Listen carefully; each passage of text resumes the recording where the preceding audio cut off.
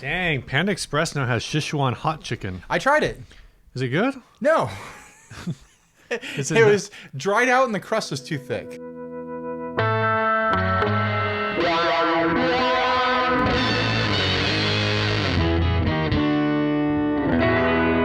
Oh, hello. I'm Ryan. And I'm Steve, and this is 60 Cycle Hum, the guitar buying, selling, trading, modding, fixing, breaking, reviewing, playing podcast. This first ad, culled from the depths of reverb.com by Mark Schwartz, is for a 1963 Schwartz. Gibson SG Junior body. Yes, this is the half of a 1961 You don't usually see SG bodies Gibson Junior. up for sale as a parts thing because of the whole set neck thing. I own the neck, but it's glued to a different body. It says it's 61, and then it says it's 63, but then the topic or the body says it's a 61. So he says the neck is glued into a different body. Yeah. All right. There are great neck replacements under $100 on Amazon. Contact me for links. So we did the chill thing at the intro as a joke, but now it's just irritating me, Steve. We were so hyped last episode. We gotta bring it back up, or I'm gonna lose my damn mind over here. Okay. Now Steve's gonna be chill on purpose. No, I'm looking for like a picture of like an SG Junior because I'm trying to understand like What is going on here? Just nothing about this How the hell is this even an SG body? What happened is someone took a bandsaw and cut the neck out with extra wood on all sides of it. Like they didn't delaminate the neck. They didn't deglue the neck. They cut it out of the body. And then for some reason, they drilled like 2-inch wide posts for the bridge. That's what I'm saying. I've never seen post holes that big. I have no idea. This is so heavily modified. I look at this and I'm like, it doesn't matter what year it is. This is worthless now. Yeah, I don't even know how, there's nowhere to affix a neck onto this. You know, all that wood is gone now. An SG Junior should only have 3 holes in the body. This has 6 holes, like 6 holes for electronics. It should only have 3. Which doesn't make sense because it's only, you know what? They cut out the area where a neck pickup would go. But there's not supposed to be a neck pickup anyway because it's a Junior. But if you did do the woodworking to affix a new neck into here, you could leave a space for a neck pickup, which would allow you to use that 6-hole system for a switch, your 2 volumes and 2 tones, and your output jack. But man, like we would do this ad just on the definishing of the top of this, but the rest of this is awful. This makes me sad to look at. I don't like to start an episode out feeling sad, but we're doing it. I feel sad now. I feel like I'm just trying to like still figure out what the hell is going on. Someone mutilated a guitar. That's what's happening. Yeah, just nothing about this makes sense. I don't know who the hell is going to pay $350 for a thing that does it.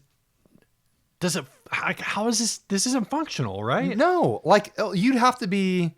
I believe a woodworker out there and a luthier could take this and they could transplant a neck from a different SG onto it and be like, oh, I've got this SG with a 1963 body and I put a more modern neck on there to salvage this thing. But it's like you're still having to hack up a different SG to do that, and you're having to cut up the wood in such specific measurements to have it fit in there perfectly. Like, I don't know. I'm clearly not a good woodworker, but it seems like way too much trouble to me. And the giant post holes is insane. There's like some additional holes like down from the post holes, and it makes me think like, did this guy like, or is that for like a secondary, like some kind of trim? Yeah, maybe. It is in the area where there would be, you know, like the trapeze style trim.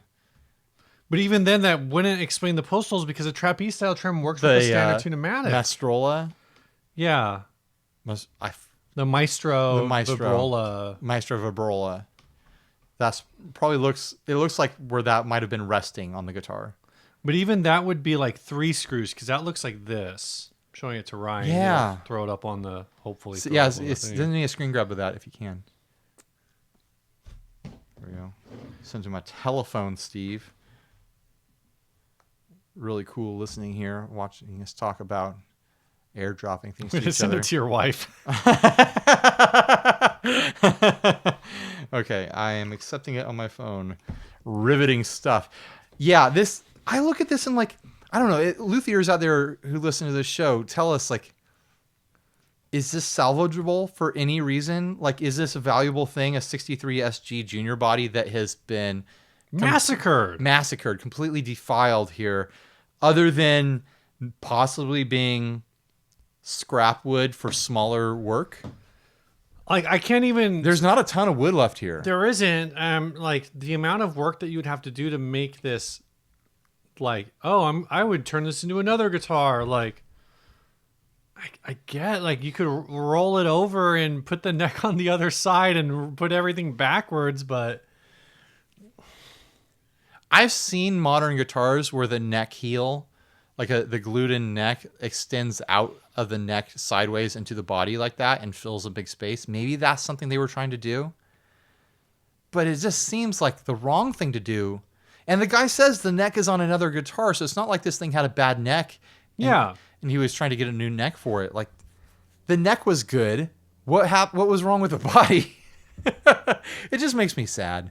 I'm trying to find a picture of one of these with like just the like. So this is like I know what a junior looks like. yeah, and this is like no, this is just missing so much. Oh, but this has 6 holes too, And it has a neck pickup route. So, A junior can still have 2 pickups, but it has a wraparound bridge, right? No, junior is always. I think a junior is supposed to always be one single pickup? But then this one on Reverb is a 1961, and they're calling it a junior.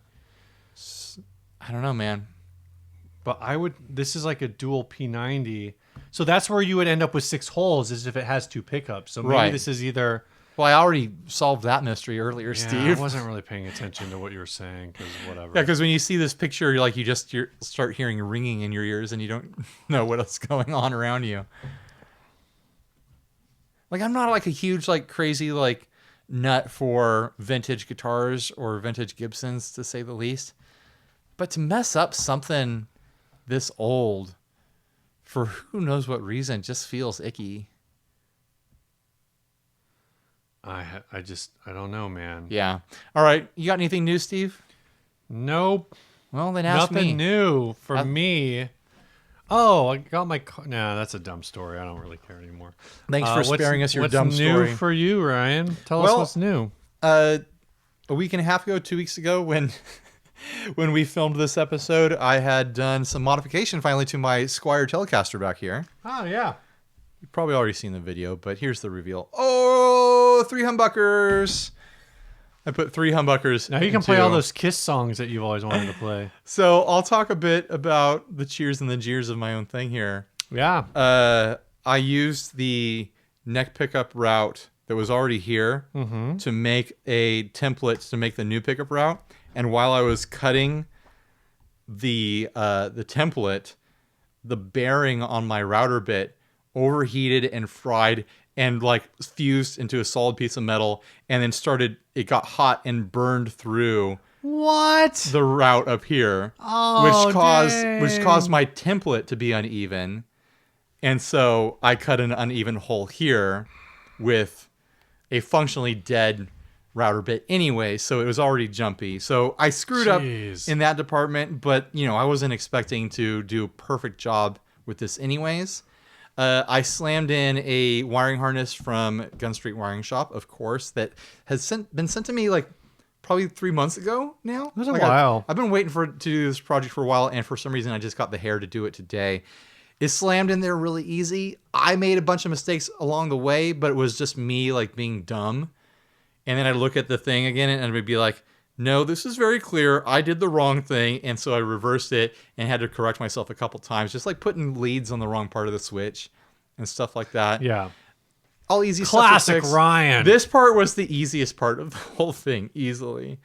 And I had to wire up 3 humbuckers to a switch and the ground to the pot and whatnot. Do you want to guess what I had Sean put together for this? So it's 3-way, single push pull. Yeah. So this is split. I'm gonna say this is all-time split. What does that mean? Like it splits all pickups, regardless of. So if this is neck split, middle split, bridge split. But I know what you were talking about doing was. No, you got it. You figured it out. Oh, that's it. That's everything. Okay, because I know you were talking about like doing like one of the pickups as a always on with like a volume blend. Oh no, I didn't want. I thought up a lot of different complicated stuff for this. And then literally you got like the most obvious of them. And then I completely backtracked and I was like, no, let's not go complicated. Let's go simple. There's no pickup blending in here. You can't combine pickups. It's just one pickup at a time, humbucker or split. That's still pretty cool. It's super simple. I think it's really rock and roll and like bare bones in a fun way. What I really learned about this guitar. What did you really learn about this guitar? Doing this is that the stock humbuckers are trash. Like they are so muddy compared to the Seymour Duncan that I put in the bridge. You put Seymour in the bridge. The Seymour Duncan came out of the Titan. I knew that I already loved this pickup. I loved it in the Titan. Compared to these two, I mean, they just sound like garbage. They sound so muddy and dark and low output too. When you split these two, they disappear. When you split the Seymour Duncan, it's like a hot, it's like a hot Strat. Yeah. Like Texas sort of sound going on Do there. you know which Seymour Duncan that is? I don't. It's whatever came in the Titan. Oh, so Doug could tell us. But it's like, do I want to? I feel like I got to get at least one more of these for the neck, and then maybe throw something crazy in the middle.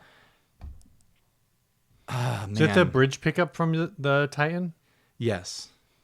So another thing I learned is that my picking completely inhabits the space where the middle pickup is. And when I'm playing, I'm always accidentally tapping it, which is making a bad sound. So I can kind of come out of this by saying middle humbucker, probably not worth it. But I'm glad I did the mod. I think it looks really cool. And I think I'm going to have a lot of fun with it.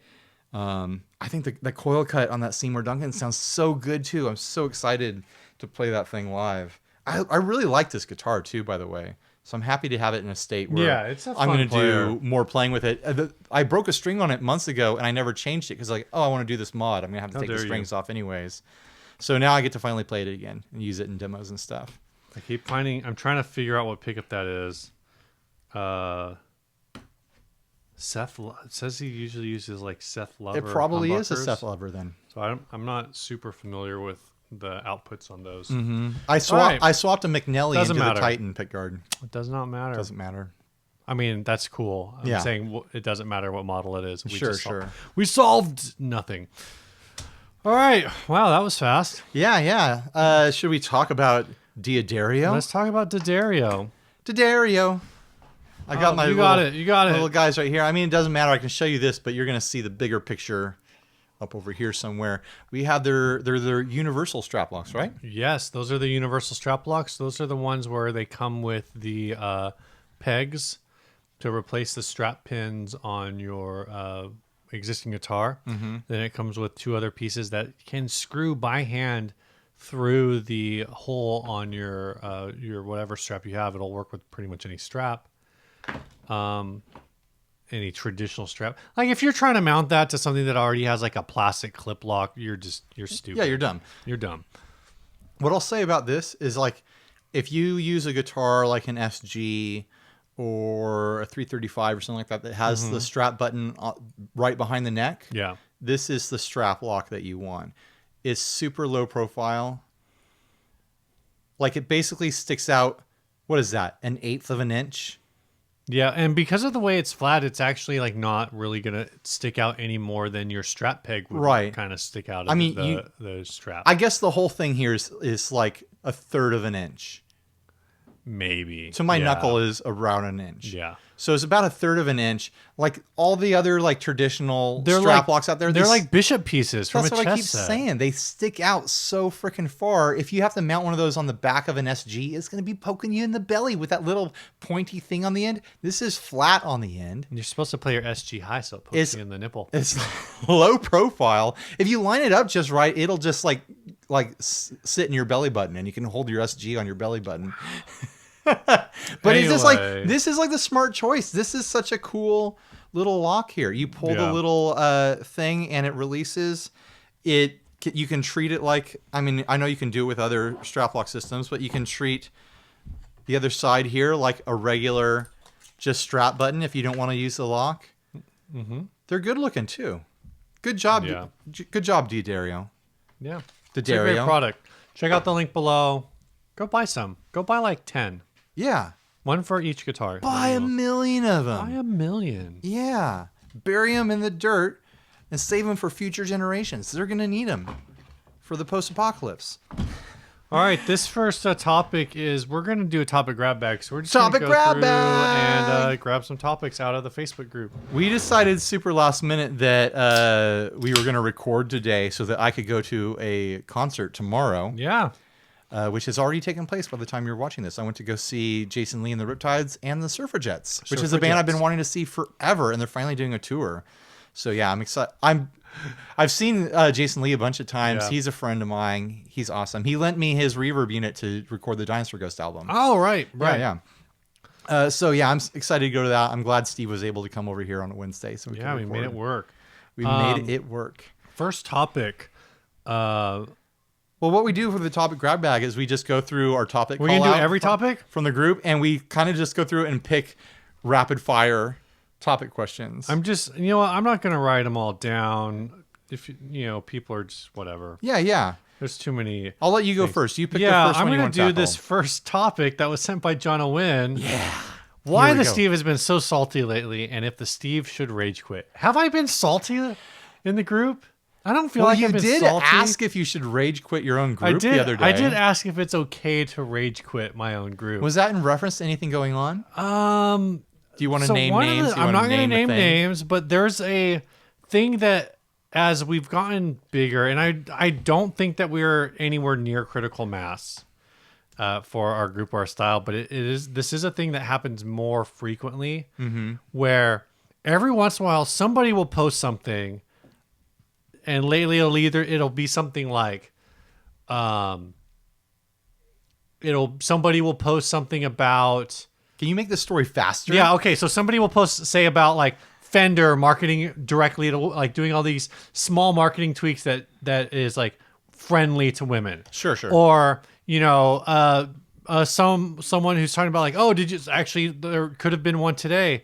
Because someone in the small builder community posted on Instagram how like all of these tariffs are directly impacting their company. Sure. So that would be like a thing. So somebody will post on the group like, hey guys, like how do you think all like tariffs are going to play out for small builders in the long run? Like these tariffs are supposed to be good for the economy in the long run, but it seems like they're hurting people in the short run, blah, blah, blah, whatever. And then somebody will be like, get that political crap out of this group. We're just here to talk about gear. And I'm just like, don't ever tell us what the group is for. I'm just sitting there and I'm like, who the hell are you? Yeah. And it's always somebody who's like, that's the first time they've ever posted in the group. Right. And I'm just like, the hell? It's always hilarious to me when someone tells us what the group is for. I'm like, I'll tell you what the group is for. It's for us, Steve and I here, to do whatever the hell we want. The group is literally we started the group in order to generate topics for the podcast. Well, no, it's a place for community. For the podcast. But I mean, like, it's all like we do topic call outs. We do a lot of things like that in there. If you want to go over to Gear Talk or Pedal Boards of Doom and be like, hey, political stuff isn't welcome here, go for it. We will take on any political stuff as long as it can like go until it's, its grand finale. Yeah, its obvious conclusion until we need to ban people for things that they say. There was some particular political side thread going on between like 2 or 3 people who I've literally never seen in the group before that day. And I was just like, I don't really want to get involved in this thread. I don't have a dog in this. So I'm just going to start a ridiculous topic of when can I rage quit my own group? Like, at what point do I we reach critical mass? And I'll just be like, moderators, like basically it will just turn into, if you want real direct access to Steve, he'll be in the inner circle. You can pay $10 a month to talk to him. Whether or not you want to stay is up to you.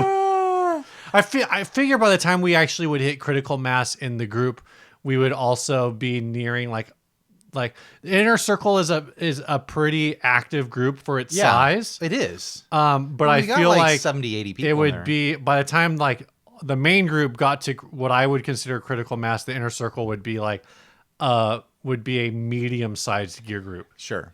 That's true. Anyway, I mean, a lot of like the other bigger podcasts that I listen to, like the hosts don't interact in their groups, their social media. So they don't interact there. One of the podcasts we listen to, they don't even have it. The hosts actively campaign against Facebook usage on the show. So like they're trying to get their entire fandom to leave Facebook and all be on Reddit. We might hit that at some point. We might not be able to maintain a presence on the group. I think there definitely is some value to like not doing too much, to handing your group off of, because for these guys their group has like 10,000 people, right, and if even like 1% of those people feel entitled to the ear of the creators, that's like what, 100 people.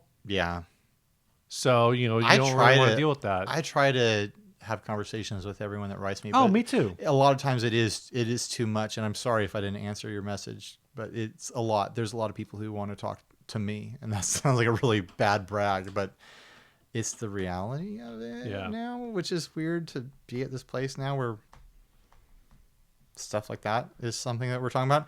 Next question. Why are you giving up on condiments on your burger for the rest of your life? So apparently something was going on the Tone Mob the other day. Maybe Blake said something in an episode where he said something about hamburgers absolutely have to have toppings or they're just dry meat on a bun or something like that. I'm of the opinion. Well, he says condiments, which is different than toppings. No, he means all toppings. All toppings. Even salt. Because I think of condiments as just sauces. Okay. So ketchup, mustard, relish, mayonnaise, barbecue sauce. But anyways, this thread was going on. I got tagged in it. I put in my opinion that if a burger can't stand on its own, just meat and bun, then it's not a good burger. And then you can make a burger good enough that it stands on its own meat and bun. So I live streamed into his group yesterday of me throwing a fresh patty onto the grill, letting it cook. This is like a 20-minute video. I let it cook. I throw it on an unseasoned bun. I don't even put salt on the burger. And then I stand there and eat it on camera on the Tone Mob group. I mean, if it's good, it's good. It was delicious. It was awesome. And it was so good, I did it again today for lunch. Oh my gosh. I didn't even... You live streamed it again today? No, I didn't. I live streamed it, Steve, which means I just streamed it into my own life. You say live streamed it? I live streamed it. Dumb. Dumb. Hashtag it. That's the new hashtag, live stream. When you do something just for you, not for the internet. There's no pictures. You just tell people about it later on the internet. Yeah, I live streamed it. No big deal. No pictures. No video. But like... I can kind of get behind that because I think it's awesome. That's always not to take it. I'm obviously taking. I obviously have a side in this, but this is the classic internet Whataburger versus In-N-Out, and the thing I see so many times is like I'm almost like kind of a reductionist In-N-Out where I'm not a big fan of their sauce. I don't actually. It's not that I dislike the sauce. I just like ketchup and mustard better. Sure. I go dry. I go no sauce on my. But I hear people all the time who are like, "Oh yeah, you had Whataburger and you didn't like it. Well, did you have the chili, blah blah blah blah blah blah blah blah blah blah, like whatever thing?" It sounds like they like. It sounds like wait, I thought you said they were a superior burger, not a superior chili burger. Right. Like obviously. Any restaurant can make a superior bacon cheeseburger to In-N-Out because they don't make a bacon cheeseburger. Right. Oh, you really love the bacon cheeseburger, but you don't love the cheeseburger? So doesn't that just mean you love the bacon? Idiots. Idiots. Dumb. I got to cook you one of these burgers sometime. Just nothing else on it. It was. I believe you, man. One of the nice things about it is because I don't need to be converted. It's fresh off the grill. I just put it straight in the bun and I eat it. Yeah. Like it is just steaming moist inside. Yeah, It didn't rest. If giving time for you to put lettuce and tomato and whatever else on, cold sauces or whatever. It is this hot, soft, pillowy, pure beef experience. And because there's not other stuff on there, it doesn't need salt because beef is already salty. So you're not balancing out like, oh, there's a bunch of like greens and stuff on here that I need to add salt to. Like, no, it's so good. It doesn't need cheese. This is like this. Yeah, This is so off topic. You're going to an extreme level with this, but it's just like the classic, like the McDonald's McDouble. It's like stupid simple and it works. Yeah. Oh, that one has cheese. You want to pick another question? Which Fender custom shop guitar? I don't know. I don't know either. We did talk about the Park Theater. John Cusack Yeah. says we talked about that last episode, but for sure, one thing, I'll say in the comments. So we talked about the Park Theater, which is a local Holland, Michigan venue. It's very old. It's been operating as kind of like a DIY music space for local musicians for like the last 20 years. I want to hear stories in the comments, in email, whatever, from people who have those types of venues in their own hometown and what they've had. For us, Ryan and I ran a venue for like 3 or 4 years. Yeah, I think it's funny that theater is called the Park Theater. And ours is called the Park Gallery. Yeah, I mean, it's probably because every town in the world has a Park Avenue. Yeah, and I don't know if San Diego has anything. I'm sure. Well, there's like a few like real punk underground kind of. Yeah, tell us about your cool local venue that's different from, that corporate venue. Yeah. That doesn't let the cool music play because they're all stuck up and the owner's walking around in a shark skin suit. Tell us about the cool, like, local one that the kids keep running. We want to hear about it. Pick a topic, dude. I just picked that was a it? topic. Okay. Now you pick a topic. If Steve ever went to TGU with you, who would end up being the third wheel? Steve, Andy Ferris, or Ryan? I think it would depend on. Well, you have more experience here. There's no third wheels at TGU. I think we're all in love with each other. We're all hanging out. No one gets left behind. I don't think there would really be a third wheel situation because I just go hang out with Patrick the entire time. Be like, bye. Gonna go drop some low over here. Yeah. I think who would be the third wheel? Anyone who's spending any time thinking that there is such a thing as a third wheel, because we are a loving community when we hang out with all those guys. We all just chill, man. But yeah, it would probably be Steve.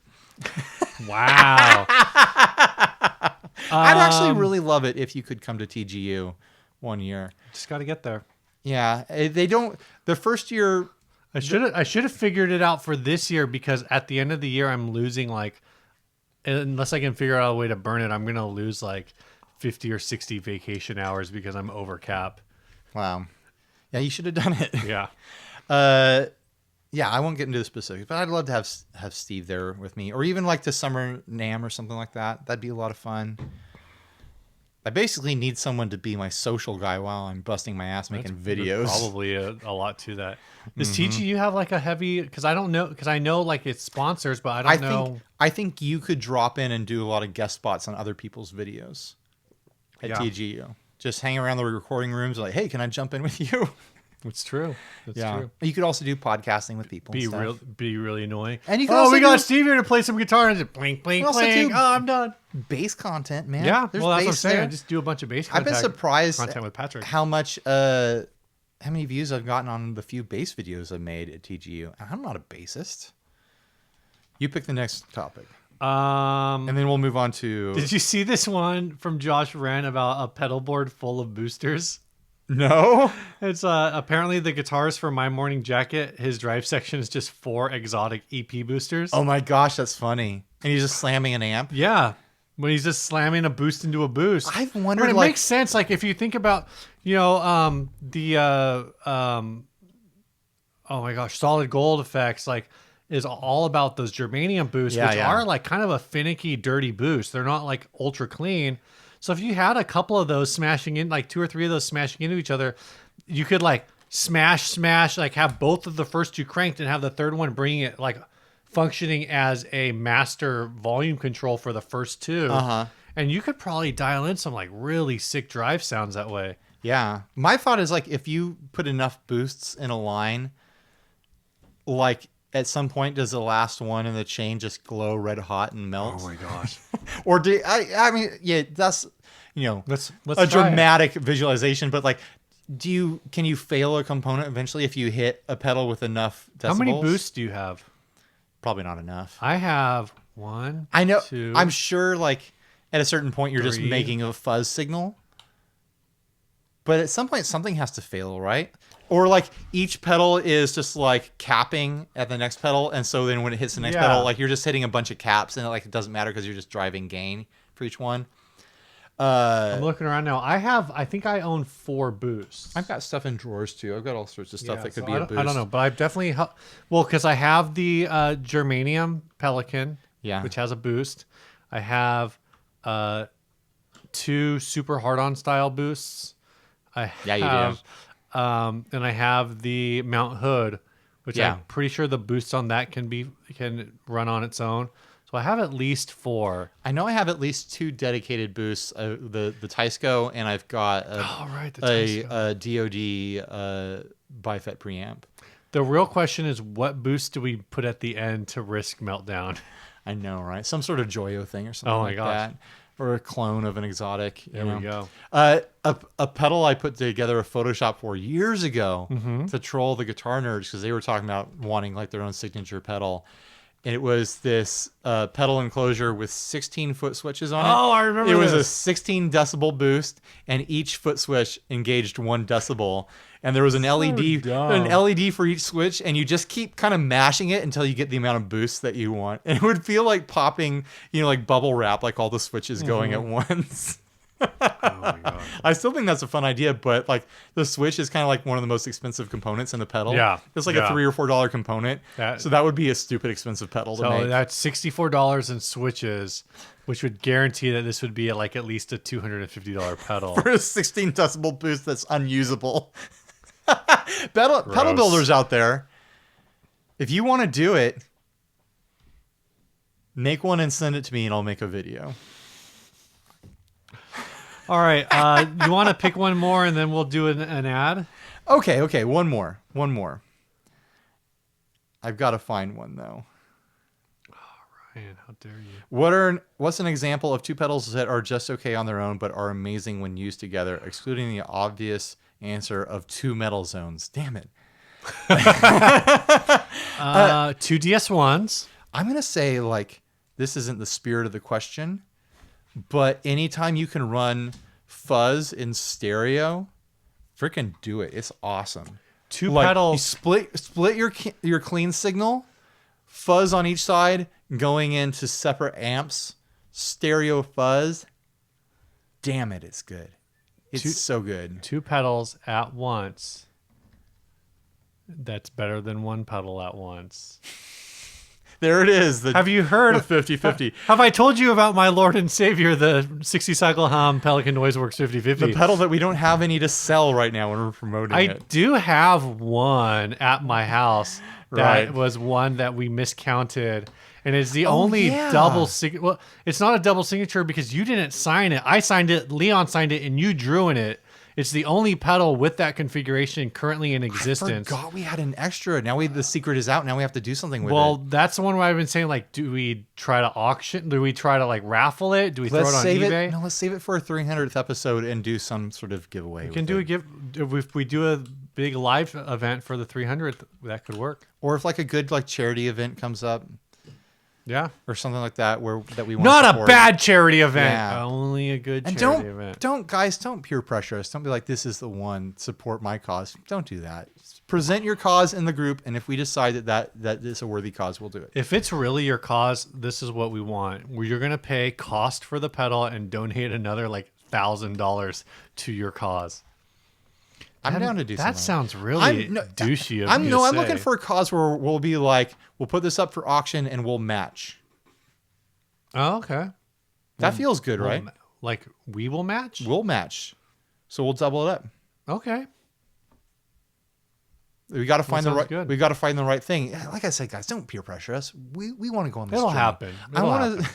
Someone gave me a gift card years back. We're gonna donate to the NAM Foundation for my as purchase. a historic relic. Someone gave me a card, and it was like one of these cards were like, "Oh, you get to decide which charity this money that I gifted to you goes to." Oh yeah. And so I went through and literally just picked what I thought was the most ridiculous charity, which is like a support fund for ducks.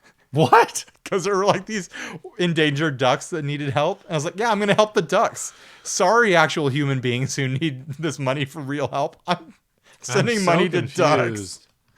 Oh, man. All right. Next ad here. Yeah, this was sent by Kane Flores. This is a limited edition. Godzilla is a monster of a guitar. Oh, sorry. This limited edition Godzilla is a monster of a guitar. This is a new model designed by the Alfie guitarist Taka Miyazawa Toshihiko. I'm assuming that they're a Japanese rock band. Right. I'm not sure how I got that idea, but I definitely have that idea. Well, it says it in the copy, Steve. Oh. There. Oh, yeah, it does. I'm not that far yet. So according to Neo Tokyo 2099, the model was created. This is an ESP guitar. The model was created with the support of Toho, which is the studio behind Godzilla, and was designed to commemorate the 65th anniversary of the movie Well, you couldn't Monster. make this guitar without being sued by Toho. Really? No. Are they super protective? They're super protective. Okay. It's an alder body, 3-piece hard maple neck with an ebony fretboard, a Floyd Rose bridge, Goto tuners, and a single EMG 85.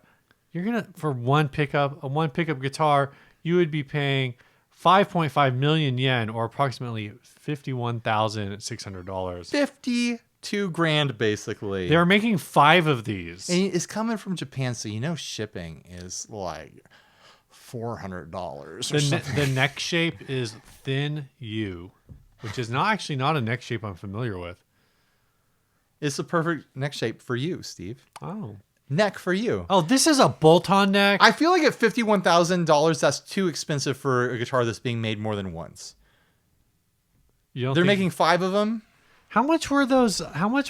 Also, if you're making 5 of them, I want to see one in like the 5 top different styles of Godzilla. Not This is in the style of Shin Godzilla. So basically, Toho, every time they license Godzilla to an American movie making company, they take all that money and they go make their own Godzilla movie in their own style. Oh. So that's where you get Godzilla 2000 from. That's where you get Shin Godzilla from, which Shin Godzilla is a trip. It is a wild ride, guys. So go watch that. It is a Toho Japanese-made Godzilla movie. So this was made... Crazy stuff happens. This was made after the 2013 Godzilla. Shin Godzilla. No, this guitar is Shin Godzilla. I'm saying Shin Godzilla was made after the 2013 American Godzilla. Right. Yeah. It absolutely was. Which is how they had the money to make Shin Godzilla. Right. That's what I'm saying. But yeah, I'd love to see this in your classic original Godzilla, your campy 70s standing up straight Godzilla with your googly eyes. I'd love to see this even in 2013 and the most recent American Godzilla, that thick-necked beast of a Godzilla. I guess that it they came was up with. 2014. Dude. Oh man, I want a Mecha Godzilla. That'd be awesome. I didn't see this one. Shin I Godzilla? haven't seen very many. No, I haven't seen the American one. Oh, okay. It's all right. The newest, I'm a bigger Godzilla fan than I realized. Yeah, apparently.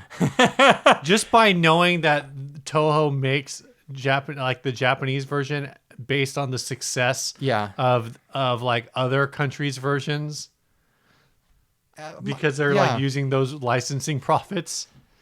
That's already one step beyond. When I was a kid and back in the Blockbuster days, and you run out of popular movies to watch and you're just going through like what's available, I would go through these long things like, oh, I'm going to watch every movie in this franchise. Dude, this thing lights up. I know, dude. It's crazy. It's $50,000, dude. Yeah.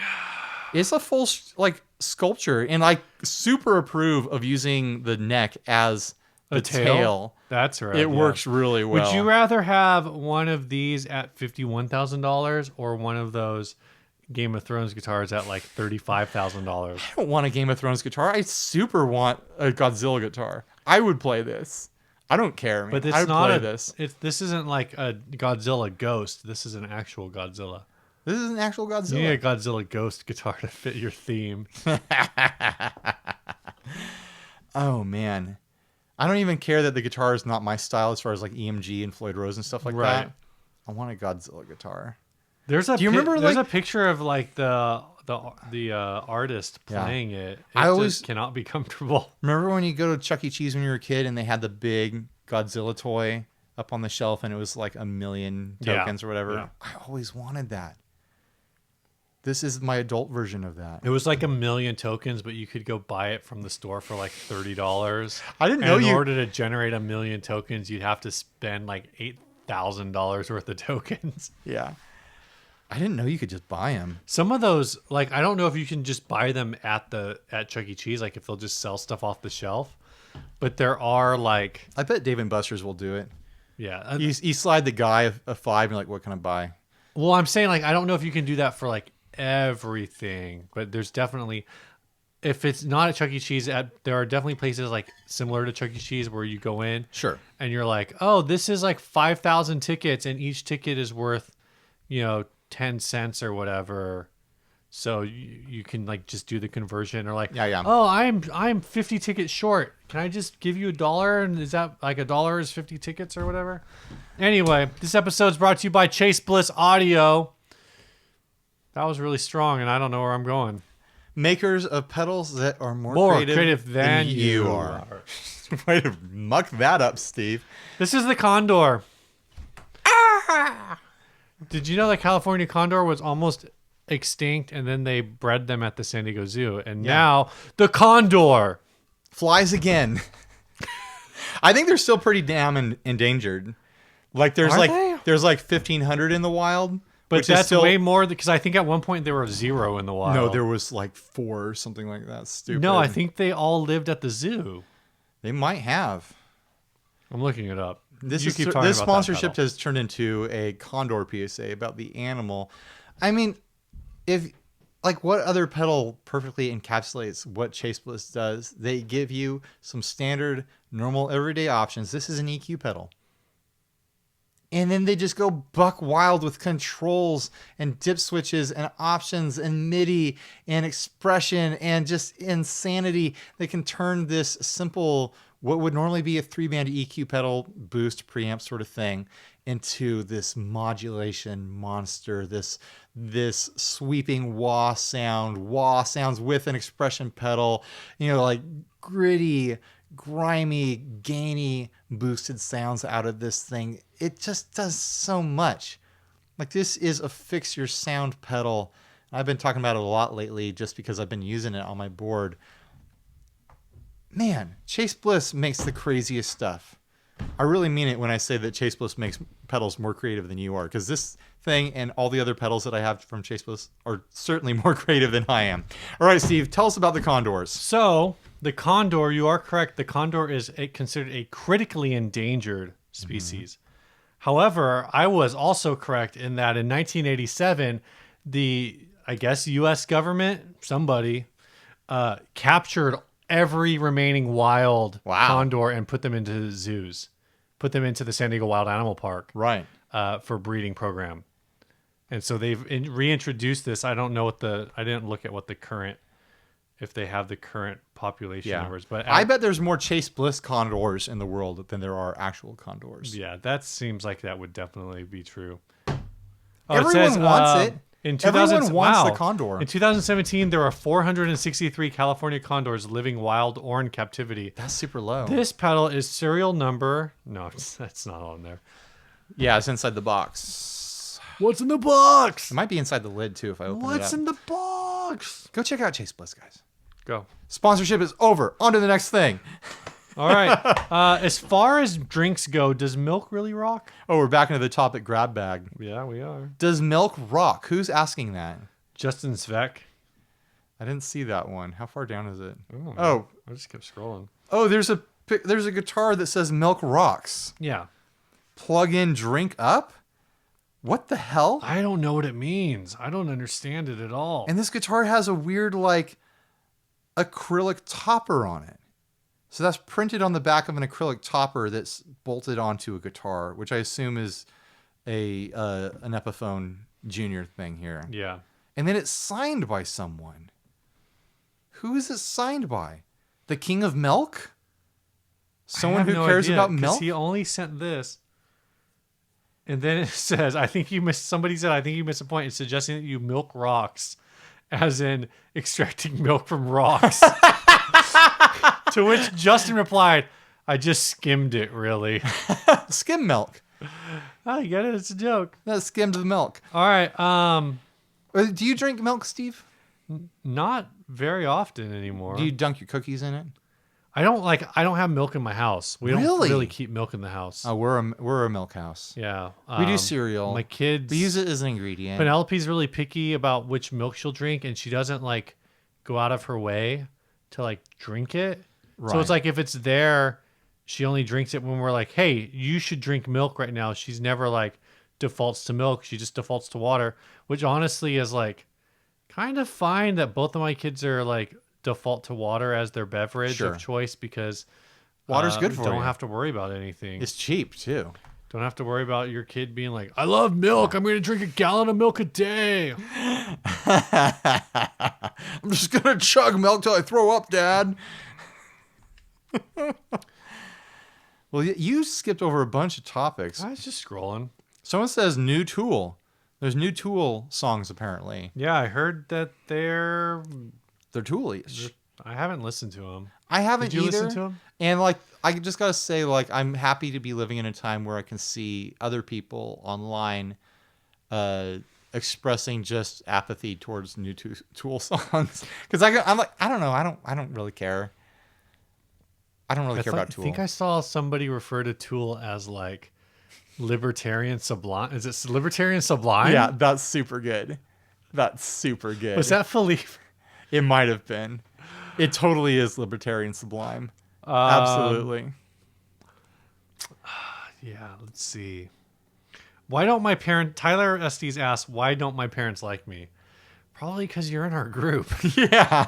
You're spending too much money on guitars, dude. Did you do poorly? Did you also do poorly in college because you were in a rock band? Well, I didn't do poorly in college because I was in a rock band. I just happened to do poorly in college and be in a rock band. Brandon Mullis asks, would you all do an episode on the history of shimmer reverb? No. Nope. When have we ever done any actual research on anything and had the actual history of anything? I don't really know where the popularity of shimmer reverb came from, but I will say I know it was very popular in like church music. What do you think the first big shimmer reverb pedal was? Wasn't it a thing on the Line 6 Verbzilla? Maybe. I'd wonder. Tell us in the comments. Was there a shimmer before the Verbzilla? Because I remember people being like, "Oh, you got to get the Verbzilla for that shimmer. It's got that shimmer." I bet there was some sort of multi-effect thing out there that was doing it. I think even like the RV5 or RV6 has one. Oh yeah. But maybe I'm thinking of the modulated reverb setting, not the shimmer reverb. When the shimmer reverb was blowing up, I wasn't caring about pedals that much. I was doing just guitar into amp. I just think this story's funny. This is from Jeff Lacan. He says, do's and don'ts of festival concerts. Went to a festival last year. Local band had to do ad reads between every 3 songs. Wasn't one advertisement. It was the entire 20 to 25 sponsors for the entire festival. Every now and then, the vocalist would do a weird voice to a few of the ads. Hour and a half long set. Songs were pretty much every other song off of a Spotify 90s rock anthem playlist. Didn't really fit with the crowd. Only person dancing on the floor was the bass player's girlfriend, who made it super obvious after the performance by hanging all over him. Of course, depending on the chemistry of the band, do you stick strictly to a set list or make slight changes to fit the attitude of the crowd? So I think it really depends. To answer the actual question at the end, first of all, this is insane that they would do 3 songs and then a sponsor spot. Who talks about 3 things and then does a sponsor spot? That's crazy. That's it's like people only do things for money. Yeah. That's sad. Awful. Yeah. Awful. Totally awful. Oh man, let me kill this. I'm just kissing the condom. So I'm not drinking anything. I'm just kissing it. as far as doing a set list versus like making changes, I think if you're in a cover band and you have like a broad set list, you can kind of like jump around. You have the affordability to kind of like read the crowd and be like, oh man, this isn't working. Let's just skip this song. Let's just skip this song. I mean, Let's get back to the Cars. Yeah, if you're a cover band, then yeah, you should be able to read the crowd and be like, guys, scrap the set list.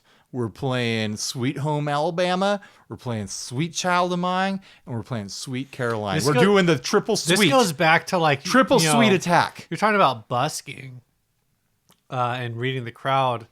One of the nights I went out with you, I think we did 15 minutes straight of closing time. Yeah, well, you got it when the bars are closing and you've only got people standing and watching you play for like 2 minutes at a time. Literally from like 1:30 to 1:50, it was just closing time. That's when you make your nut. Everyone's on the street. Everyone's walking around. They want to hear closing time. It's the one time people want to hear it. And it's just the chorus. You don't have to play the rest of it. Yeah, we never got to the 15 minutes. Never got to the solo. 15 minutes of the chorus. All right, what you got? Oh, I'm supposed to be looking for topics here. How many weird, wacky pedals that make wacky sounds do you need? Do you ever really use them in a band situation? Yeah, I always try stuff in a band situation. Every now and then I drop something crazy in there. It's always fun to have fun stuff. I know don't the Tone Jerks get good use out of their Miku? No, I think it's just there. And when people are like, "How does that? Why does your rig sound so good?" Brian just goes, "Oh, that guy right there." Or no one uses the Miku then. I don't know. I think it's always good to have a really wacky modulation ready to go, like a super heavy vibrato or an auto wah or something like that. I always make space for something crazy on my board because you never know when you're gonna want to do something crazy. I don't know.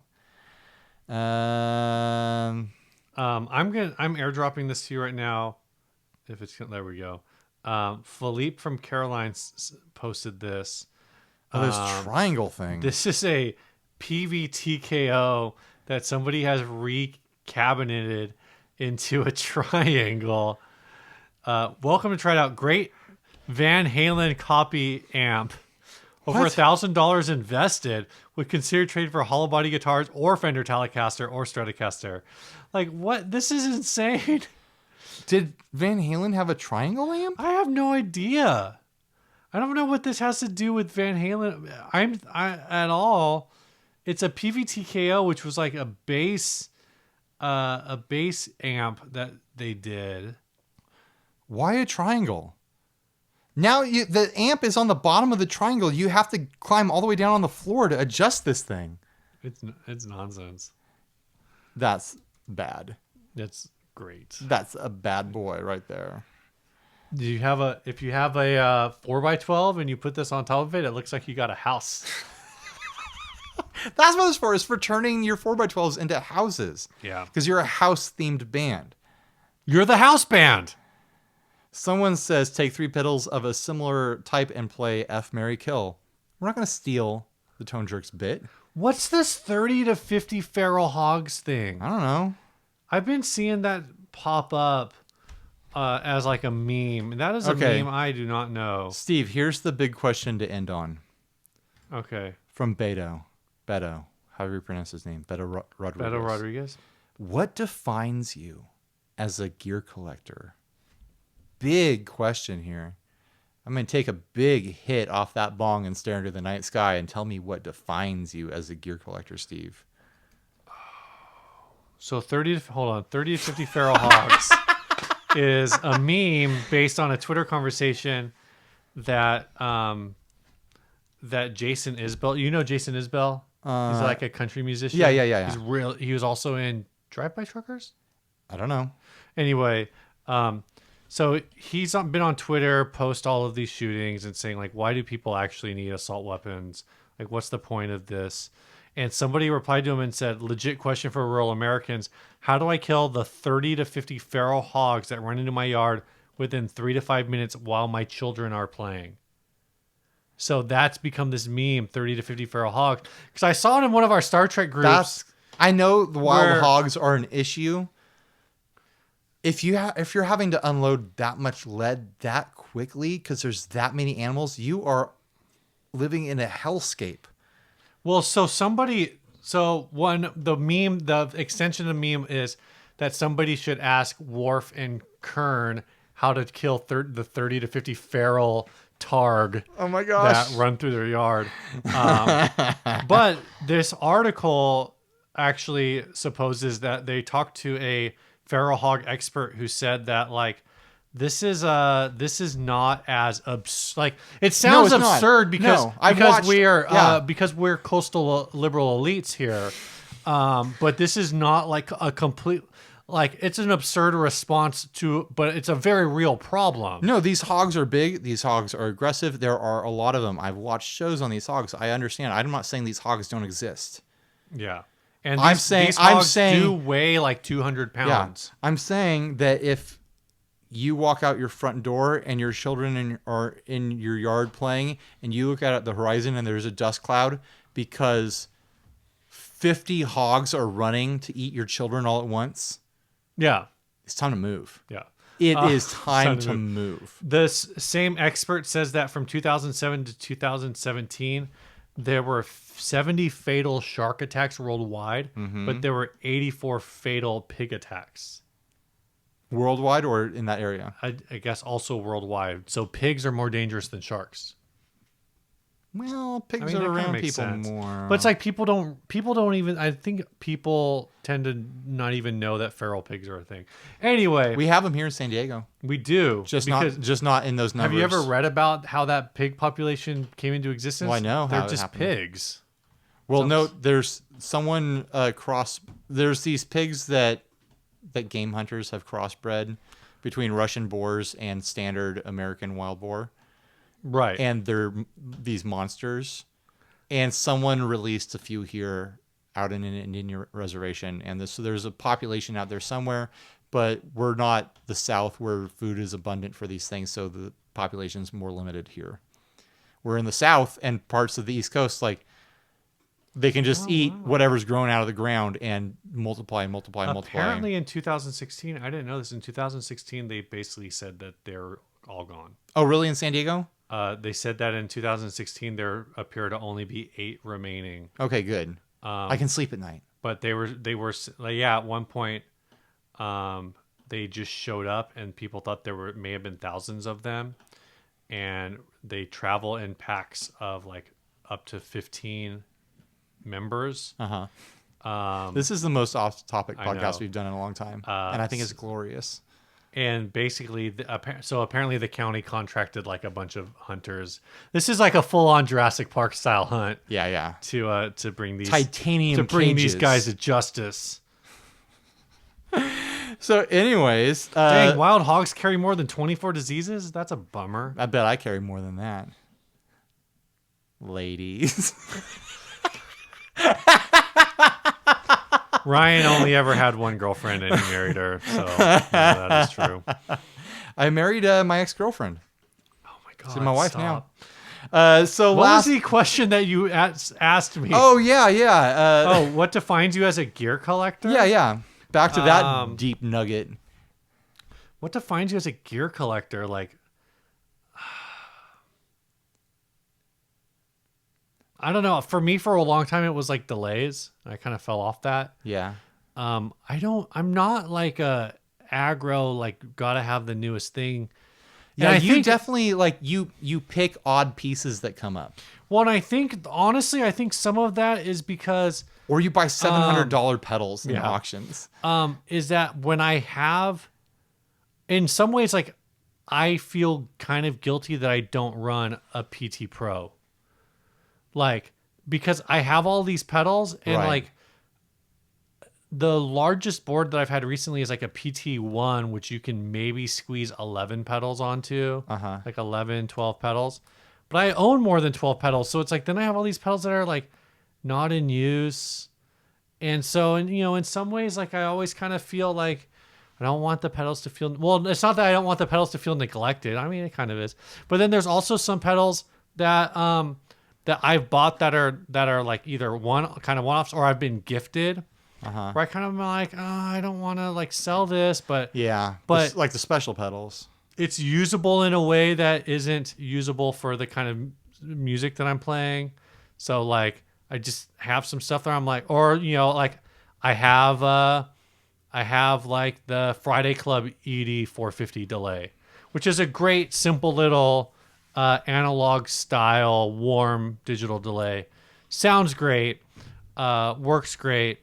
But then I have like other delays, and like if I put every pedal that I own onto one board, I'm gonna end up with like 5 delays, Yeah. 4 heavy distortions, 7 overdrives, and it's like, but that's all like what I need to be fulfilled. Like Yeah. I need to build that board, but then I don't want to move it. I don't have anywhere to put it. I feel like what defines me as a gear collector is that every time I get something, it's with some sort of like overly complicated and ambitious project in mind.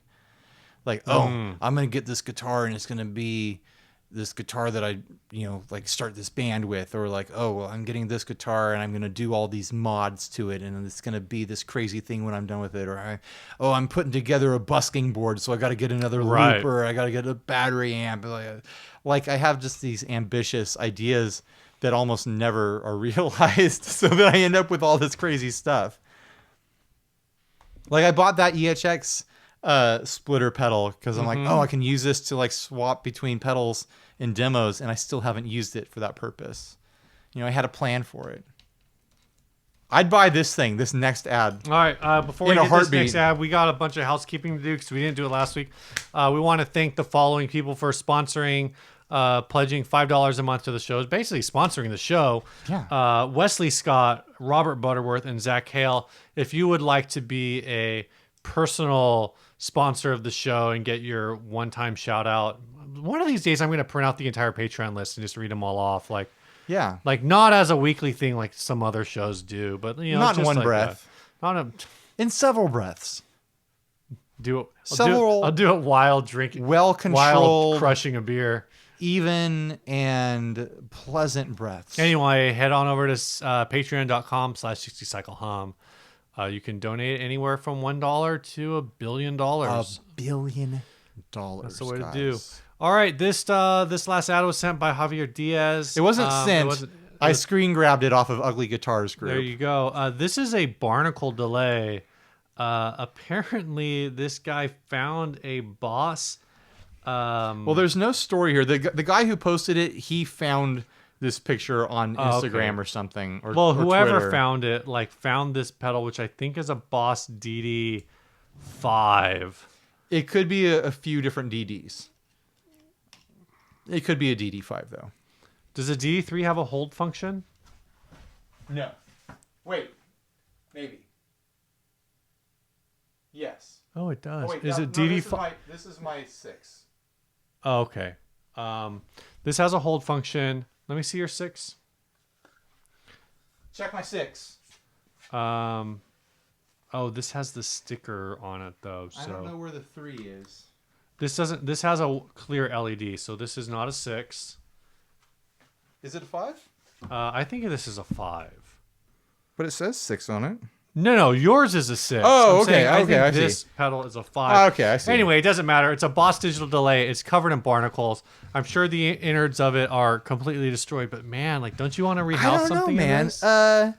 If you open it up and you clean out the sand and the other barnacles and the sea critters that are living in there, there's a hermit Dude, you're going to have crab. to rebuild the traces. There's no way this circuit board is not completely rusted. Yeah, you're probably right. Okay. With that level of external damage? But I don't, what? I don't care. $50 local. I'd go pick this up and I'd put it on my shelf just to look at it. I don't care. This is a I think it looks This was awesome. actually, you would sell this for a premium because you would advertise this as SpongeBob's personal delay pedal. I would pay, what's his name, to rehouse this.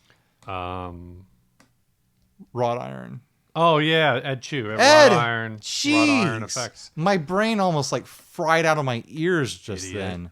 Why couldn't I think of your name, Ed? I would pay Ed to rehouse a functioning DD6 or DD3 into this You case. could put any DD in this. Any DD I would have put in this case. Just to like, you couldn't like artificially put the barnacles on this Yeah, to right? look this perfect, and like it just has that Pirates of the Caribbean like ghost ship vibe. It just like it has the look. It's so cool. This is like the kind of relic I want to see on pedals. This is the most hashtag natural relic I've ever seen on a pedal. Hashtag natural relic. What do you think the story is behind this ending up in the ocean? Who knows, man? Maybe it was like a beach house that like collapsed off of a cliff and just kind of stuff got washed away. Maybe like a shipping container fell off a ship. Maybe some drunk guy who was busking at Pacific Beach and like went to the like got kicked off the boardwalk by the popo, so he just went out to the ocean,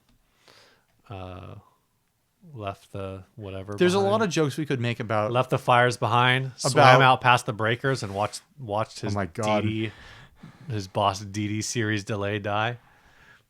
There's a lot of jokes we could make about wet dry rigs here, but this is definitely for a wet rig. We're not hacks. We're not going to make those jokes. They're too easy. I already for did. Us. All right, you ready to get out of here? Yeah, let's do it. This song was sent by Chris from the band Odd Daughters. Chris. What the hell? You just made that sound. Chris. No, I just went. I did not do Listen to it. $6 million Listen man. to it when it goes live, Steve. I've attached a copy of our new song, Everybody's an Addict. We haven't released it yet. So you get to debut it to the world on your show. Oh, boy. Well, this was sent back in July, so that may or may not be true. This was recorded using an MIJ Fender Telecaster into a Bad Cat Cougar 50 using just the amp gain for tone. There's a fuzzy part that we used. There's a fuzzy part that we used a bass Big Muff into an EHX Micropog 4. We hope you enjoy it. If you're interested in hearing any of our other stuff, we're on Facebook, YouTube, and Bandcamp under the name Odd Daughters.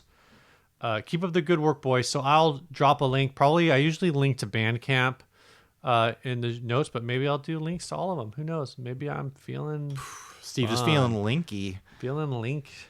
Slinky and linky. All right, guys. Hope you love the song. We are getting the heck out of here. Bye, everybody. Stay grounded.